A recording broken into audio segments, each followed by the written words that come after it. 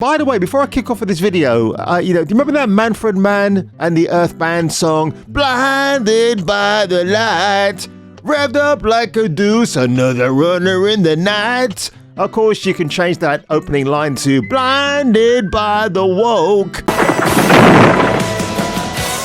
Megatron must be stopped, no matter the cost. Hey, it's Good Friday, so happy Easter, you schnozzlepots. The following program contains naughty bits. But before each naughty bit comes on the screen, you'll hear this warning sound.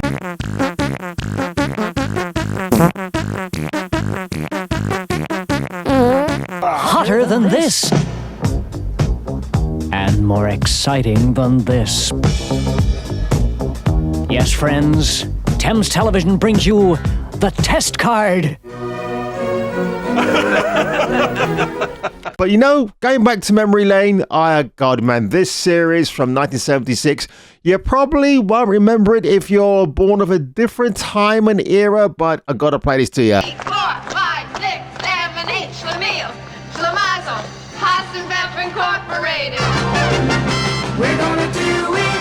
Give us any chance we'll take. We're gonna make our... Laverne and Shirley, 1976. And that's the young Penny Marshall right there. She became a very successful director much later on. And she was a bit of a looker then. She was the sister to Gary Marshall. But I think Penny was actually the better director out of the two of them. But yeah, this show made me so fascinated by Milwaukee. I haven't been to Milwaukee. I probably should go at some point, but two based women working in a beer factory, manufacturing beers. I loved it. And it's just a feel-good anthem. We don't get that these days, do we?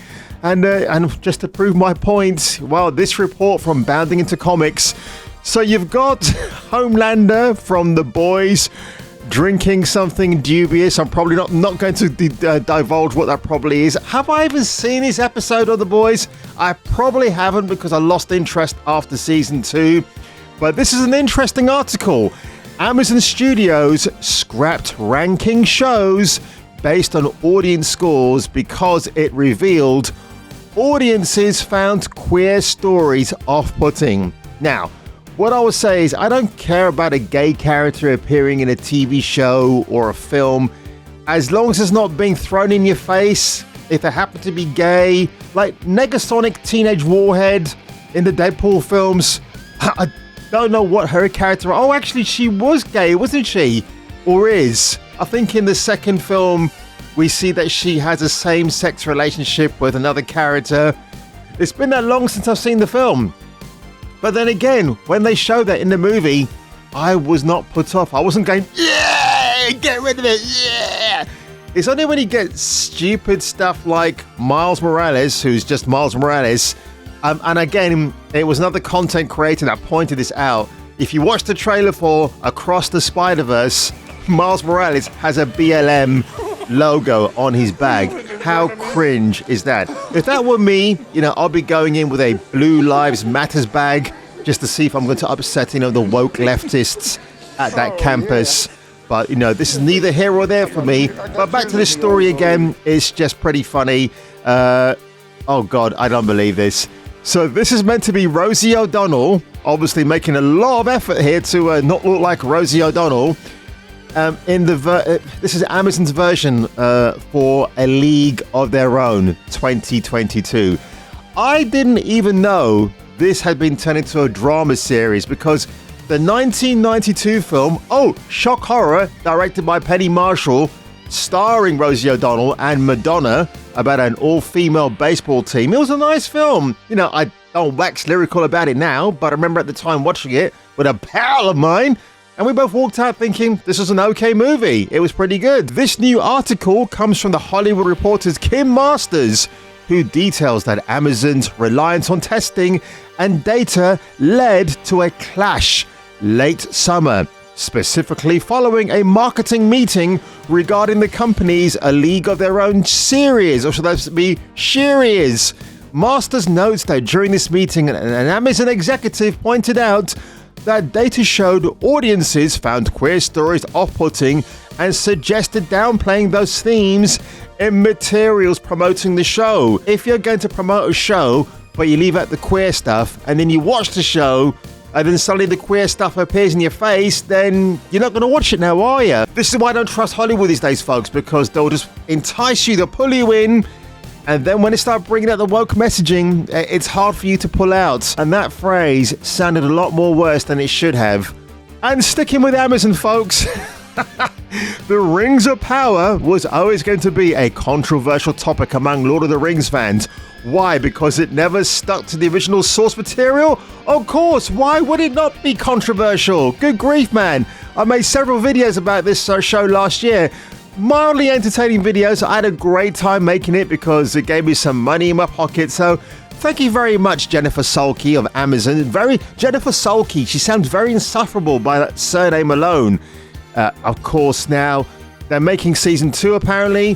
Whatever side you're on, there's no denying Rings of Power enjoyed the kind of attention major blockbusters dream of in the lead up to his first season. No, he didn't. Challenged only by another TV giant, Game of Thrones' own prequel spin-off, House of the Dragon, which completely obliterated the 8-episode arc for Rings of Power. It was also one of the biggest releases of 2022.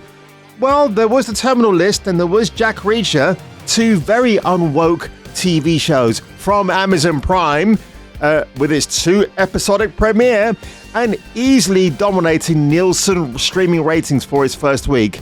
While that might be true, he actually came in at number 15 in original content programming. So really, how is it dominating anything?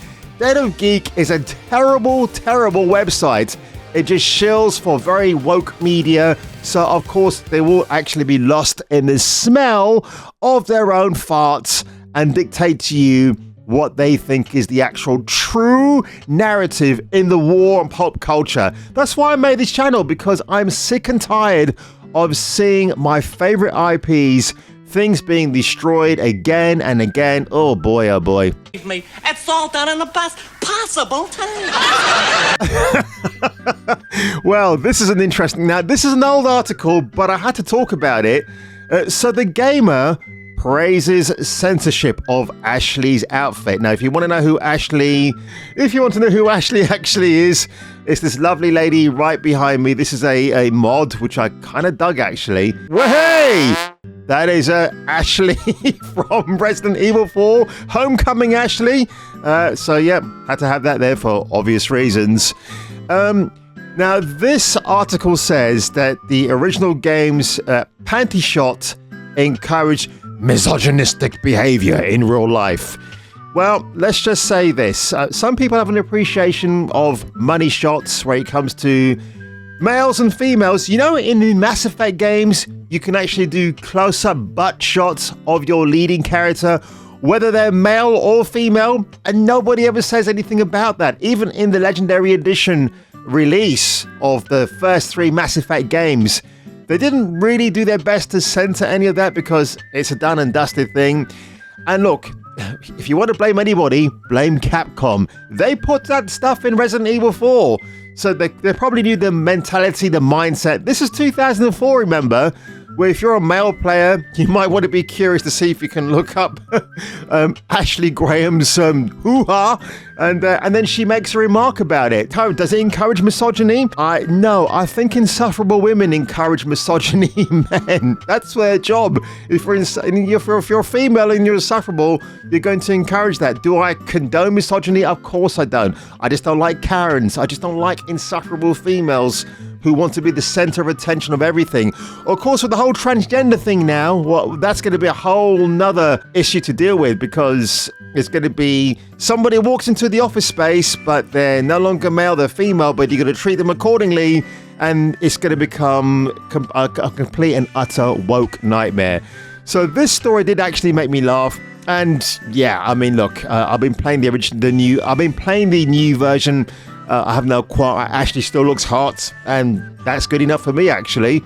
The Super Mario Brothers movie is released today. Anya Taylor-Joy had something to say about her conditions in voicing a modern Princess Peach. Remember, this is an animated film, so in terms of bringing in your voice and bringing Princess Peach to life, that's all good and well, but at the end of the day, we're not talking Shakespeare. We're talking about a Super Mario Brothers movie, an animated film for all the family to enjoy.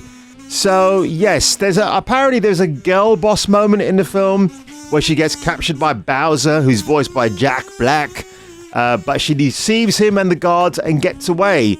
So that's fine. I don't care about that. I would kind of half expect it. Apparently Bowser has some intentions towards Princess Peach, and that's absolutely fine.